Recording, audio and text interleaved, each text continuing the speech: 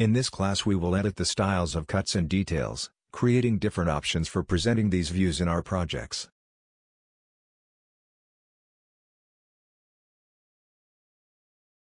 Open the available file and we will start by triggering the command Views Action Style, which manages the styles of clipping views.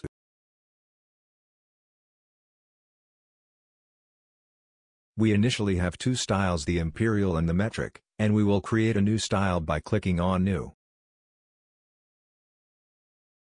We name it New and click Continue. In the displayed window, we have the tabs Identifier and Arrows, Cutting Plane, View Label and Hatch. In Identifier and Arrows we control the text style, color, height, symbols to be used, among other parameters.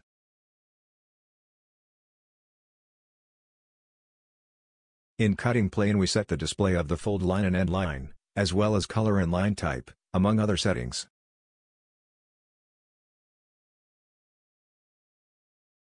In View Label we control the display of the legend, its contents and the like. In Hatch we control the display of the hatch, pattern to be used, scale, transparency, angle, among other parameters.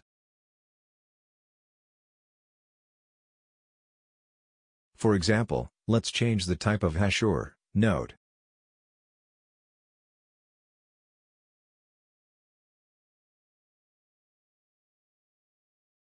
We finish by clicking OK and close. Note that the cut view style we just created is the current style and is ready to be used.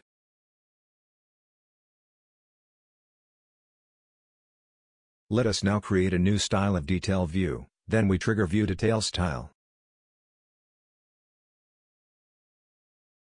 We initially have two styles, the imperial and the metric, and we will create a new style by clicking on New. We name the new style New and click Continue. In the displayed window, we have the tabs Identifier, Detail Boundary and View Label. In Identifier we control text style, color, height, layout, among others. In Detail Boundary we control boundary line, connector, among other parameters. In View Label we control the view of the caption, the text style, among other possibilities.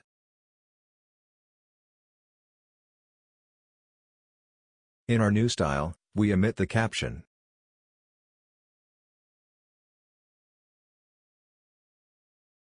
We finish by clicking OK and close.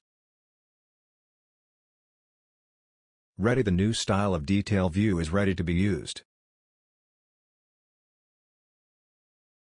We invite you to create other settings of cut view styles and details.